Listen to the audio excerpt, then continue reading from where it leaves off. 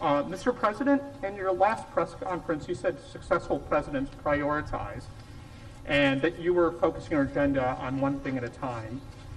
And I'd like to just ask you, what would you say to many of Americans who voted for you about the legislative progress on gun control and police reform, having to wait while you pursue infrastructure?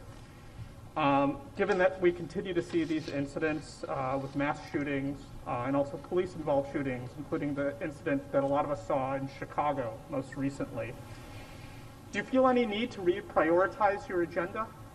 I've never not prioritized this. No one has worked harder to deal with the violence used by individuals using weapons than I have. I'm the only one ever to have passed an assault weapons ban. I'm the only one that ever had a 10-year ban on assault weapons and clips of more than 10 bullets. Immediately upon us becoming in office, having an attorney general, I asked him to put together the things I could do by executive order, including dealing with new guns that can be made, you can buy in pieces and put together, and other initiatives. I strongly support the universal background checks, which I continue to push. The Congress has to step up and act. The Senate has to act.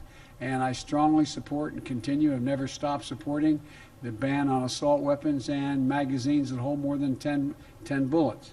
It doesn't mean that I can't also be working at the same time on the economy and on COVID. But it's not a question of my being able to set the agenda in the Senate as to what they will move to first. And so I continue, and I strongly, strongly urge my Republican friends in the Congress who even refuse to bring up the House-passed bill to bring it up now. This has to end. It's a national embarrassment. It is a national embarrassment what's going on.